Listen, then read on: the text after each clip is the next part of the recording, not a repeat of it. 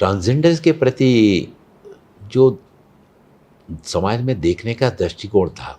उसका केवल एक ही पहलू सामने आता है कि हमारे ट्रांसजेंडर परिवार में कोई जब सुख का समय होता है, किसी का मकान बनता है, दुकान का उद्घाटन होता है, किसी परिवार में बच्चे का जन्म होता है, शादी होती है, तो ऐसे शुभ अवसर पर ये समूह के साथ आते हैं, नाचते गाते हैं और लोग शगुन के रूप में उनको पैसा देते हैं। लेकिन आज मैं देख रहा हूँ कि 2019 में जब देश के प्रधानमंत्री आदरणीय नरेंद्र मोदी जी के नेतृत्व में ट्रांसजेंडर अधिनियम लाया गया, तो उस ट्रांसजेंडर अधिनियम लाए जाने के बाद से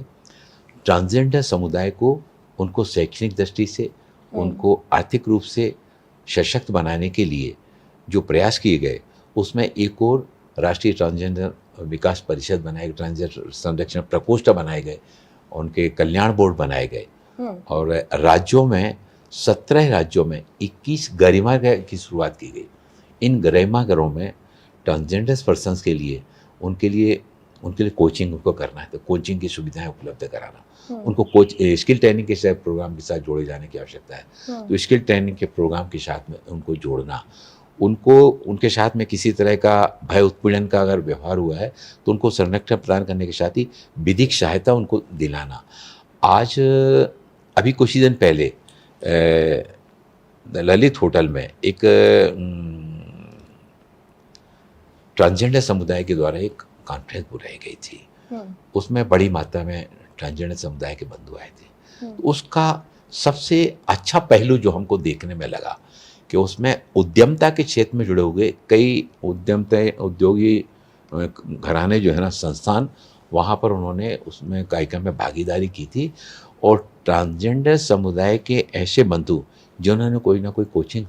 स्किल ट्रेनिंग लिया है, तो उनको उनकी क्षमताओं के अनुरूप रोज़गार के अवसर उपलब्ध कराने की पहल वहाँ पर प्रारंभ की गई। ये एक बहुत अच्छी नई सुबह की शुरुआत है। समाज के बदलते हुए दृष्टिकोण का एक बहुत अच्छा सशक्त उदाहरण देखने को मिला और वहाँ पर ऐसे भी हमें ट्रांसजेंडर पर्सन से मिलने का अवसर प्राप्त हुआ जो अच्छी उच्च शिक्षा प्राप्त है, देश के साथ ही साथ विदेश में भी शिक्षा ग्रहण करके आए, उनके द्वारा पुस्तकें भी लिखी गई हैं। तो ट्रांसजेंडर समुदाय में क्षमताओं की कमी नहीं, योग्यताओं की कमी नहीं है, उनके अंदर क्षमताएं भी हैं, योग्यताएं भी हैं और ये अच्छी चीज़ देखने को मिल रही है कि केंद्र सरकार के साथ ही साथ राज्य सरकारें भी इस दिशा में आगे आ रही हैं और